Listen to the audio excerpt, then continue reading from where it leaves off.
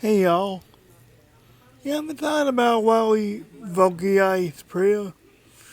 Jesus vocalized prayer himself. His disciples, his disciples asked teach us how to pray, but he vocalized prayer in general. Prayer should be a very humbling experience.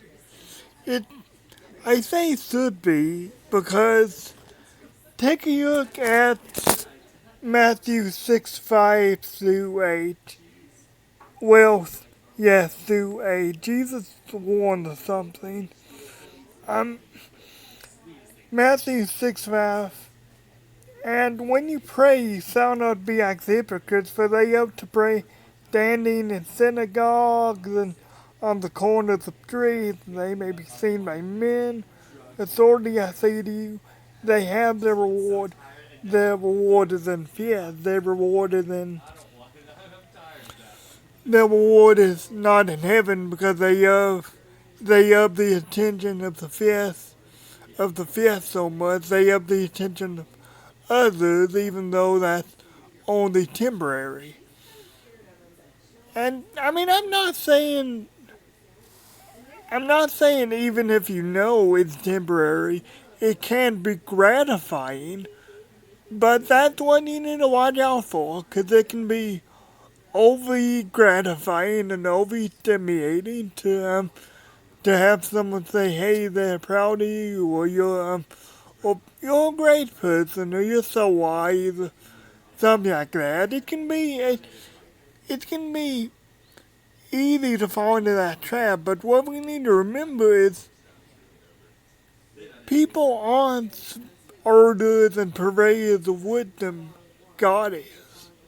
I mean, God decides what is wise. God decides what is just. God decides what is good. But just, aside in the verse, moving on to verse 6. But you, when you pray, go into your room, and when you have shut your door, pray to your Father who is in the secret place, and your Father who sees in secret will reward you openly. This verse can be misinterpreted a lot of times. It's not saying don't pray in public. I mean, it's not saying don't pray out loud like for help where people can hear you, whatever. It's saying watch out for praying just to make a spectacle of yourself. I mean, if you truly want to be alone with God too, you'd find a quiet place and pray and talk with Him. I've talked before. Some times I felt the closest with God is when I'm all alone. When I'm all alone in my bedroom and I'm thinking about Him, I'm praying to Him. But we move on to verse 7 here.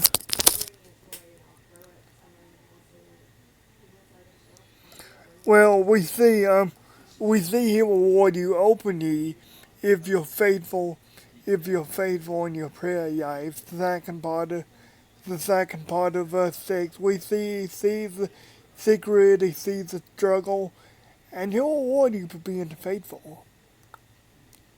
We move on to verse 7. He goes on to this again. This is Jesus talking, by the way.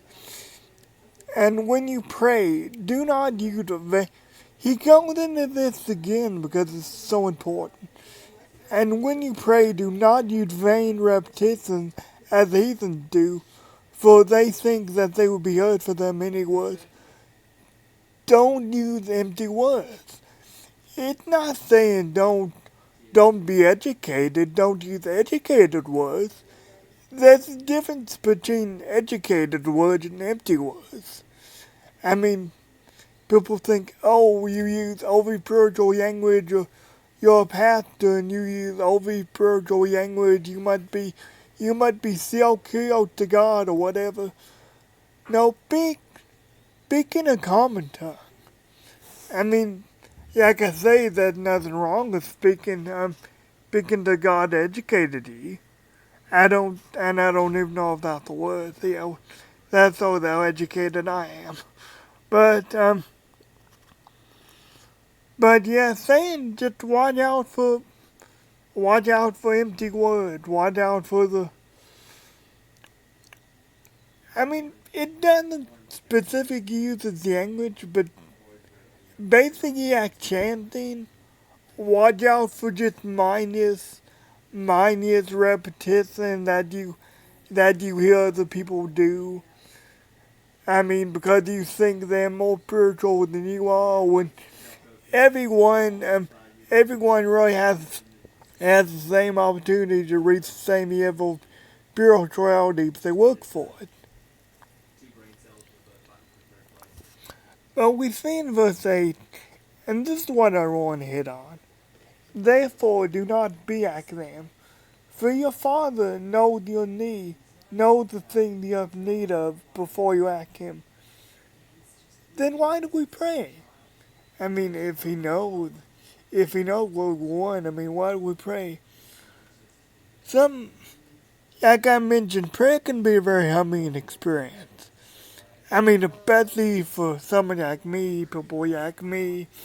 I'm in a wheelchair. I value my independence. I value doing things myself, all that, because I take pride in myself.